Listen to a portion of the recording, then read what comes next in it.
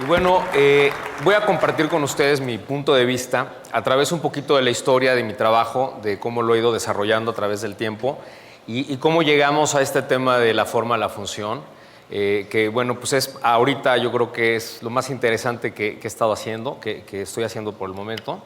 Y bueno, empecé con el piano porque yo soy músico originalmente y me pasó algo muy curioso.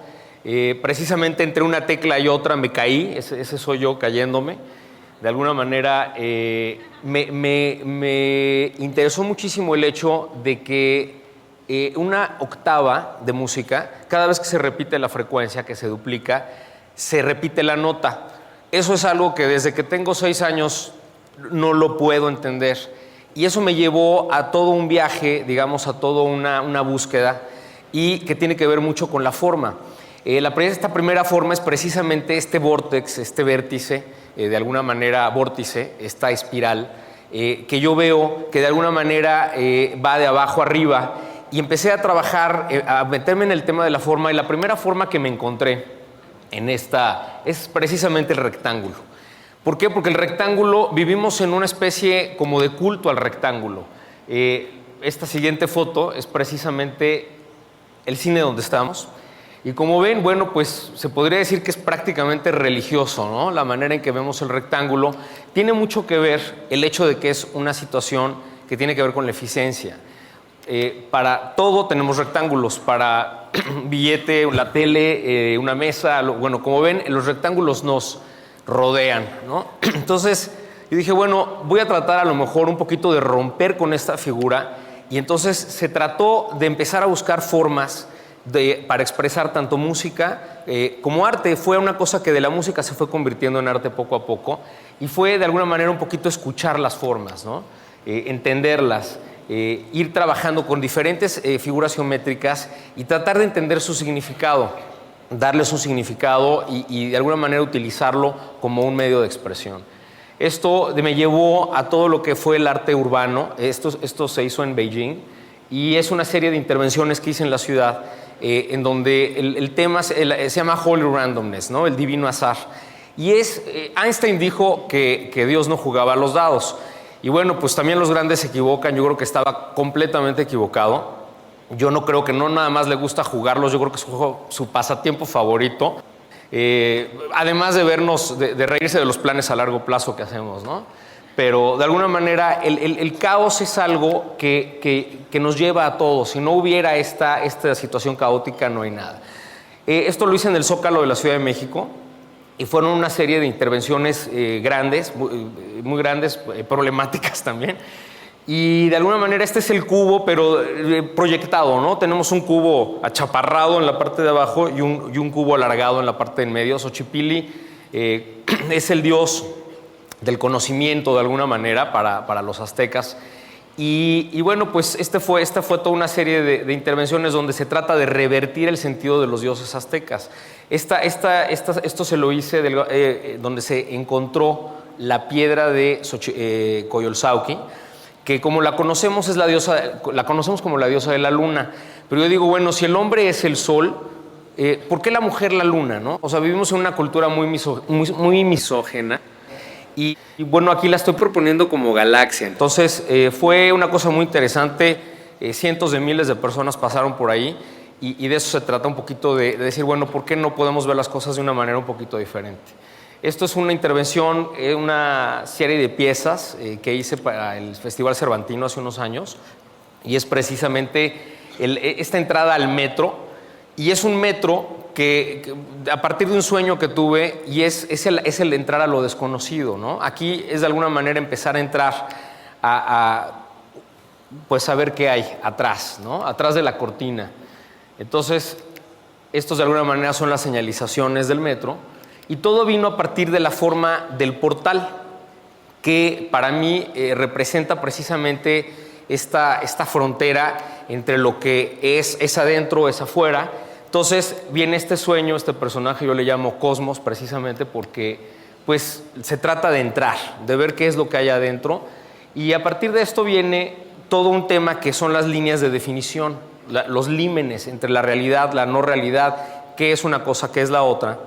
Y muchas veces estas líneas existen porque nosotros las ponemos, de alguna manera no necesariamente están. O sea, cuando nosotros de alguna manera empezamos a ver algo que pensamos que es blanco y negro, pues resulta que pues las cosas no son tan blanco y negro, que hay una línea, esta línea en medio tiene una vida y hay un continuo a través de todas las cosas en el universo. Entonces, a partir de alguna manera de este principio, sigo trabajando con una serie de formas. Esta es la cosmosfera, es un dodecaedro. Hay un científico, Jean-Pierre Luminet, piensa que es la forma del universo, que el universo en sí es un dodecaedro. Pues prácticamente viene siendo la forma más grande que existe y vivimos adentro de esto, ¿no? Y por otro lado, es la parte de adentro de la cosmosfera, se convierte en un cinito para una sola persona. Y por otro lado, también es lo más chico, ¿no? De alguna manera empiezo a trabajar con lo más pequeño y me encuentro con la figura de la pelota de soccer. Esto es un experimento, una pieza muy curiosa porque son los 20 aminoácidos que tomé, me ayudó mi hijo Matías de 12 años y nos pusimos a armarlos. Y bueno, curiosamente y para la sorpresa de algunos científicos, coinciden de alguna manera por una casualidad, lo que sea, pero son 60 átomos de carbono, son las famosas, la Buckyball, en honor a Buckminster Fuller. Viene luego otro proyecto, este proyecto para el Bicentenario, donde bueno, me piden diseñar un parque donde de alguna manera lo que hago son ver los 13 puntos, digamos, de la evolución del universo, desde el Big Bang hasta la cultura, y donde el centro, por supuesto, es la vida, ¿no? Que es precisamente hacia donde va la plática de hoy. Y aquí es donde yo empiezo ya a formular un poquito esta teoría desde el punto de vista artístico, visual, de por dónde vienen las cosas. Y bueno, ahora me invitan, precisamente el Centro de la Evolución Química, es el primer esfuerzo que se ha hecho en el mundo para poder concentrar estudios sobre el origen de la vida, cosa que nunca se había hecho antes. Siempre fue algo que estudiaron cada quien por su lado, científicos por aquí, científicos por allá. Esta es la primera vez que se hace un esfuerzo concentrado, también está la National Science Foundation, y mi chamba es interpretar todo lo que están haciendo estos diferentes grupos de científicos que están repartidos por todo el mundo. Y bueno, llegar de alguna manera a poder plantearlo, interpretarlo de una manera comprensible.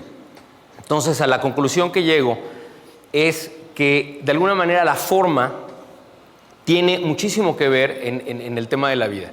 O sea, esta transición de lo inorgánico a lo orgánico se tuvo que haber dado de alguna manera en donde estas situaciones, estos armados complejos de forma que se pueden dar naturalmente, llega un punto en que son funcionales. Y en el momento en que son funcionales, empiezan a tener lo que se llama, crean un sistema dinámico que tiene retroalimentación y que puede evolucionar con el tiempo. Entonces, empiezo a ver formas por todos lados. De alguna manera, ese es el centro de todo. Y bueno, yo lo que pienso es muy curioso que no sabemos realmente lo que es la vida, no hay una definición todavía. ¿Y cómo vamos a poder curar el cáncer? ¿Cómo vamos a poder saber lo que es un virus? ¿Cómo vamos a poder convivir con todas estas situaciones cuando no sabemos qué es la vida? Es muy importante realmente poderlo definir y poder entender de qué se trata. Así que la propuesta que viene, este trabajo con el centro, va a estar de alguna manera, va a ser una exhibición y por otro lado se va a publicar un papel científico. Un papel científico que es precisamente esta teoría. Y bueno, no me puedo escapar, es rectangular. De alguna manera no hay escapatoria, ¿no?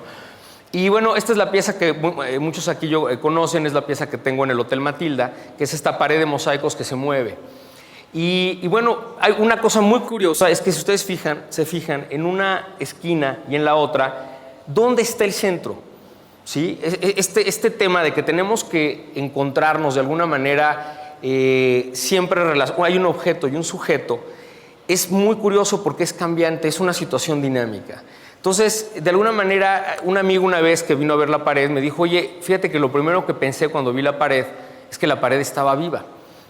Entonces, de alguna manera, si las funciones son en sí lo que es la vida, Y tenemos que cambiar, a lo mejor ya no nos cabe, ya no nos sirve la palabra biológico para definir la vida o orgánico, sino que tenemos que encontrar una manera nueva de verla que yo creo que tiene que ver con estas dinámicas de función. Y si eso es cierto, pues, ¿qué es lo que está vivo? Y es lo que funciona. Entonces, la pared sí está viva. Y aquí es donde podemos de repente pensar, bueno, hay veces que estamos más vivos unos días que otros, habemos unos que estamos más vivos que otros, en fin, o sea, de alguna manera la vida es una cuestión que empieza a cobrar otro sentido un poquito diferente y en base a eso se puede de alguna manera encontrar esta definición. De alguna manera toda esta búsqueda no es una cuestión de recursos económicos ni de recursos tecnológicos, sino realmente yo creo que en el fondo lo que necesitamos es un cambio de perspectiva. Gracias.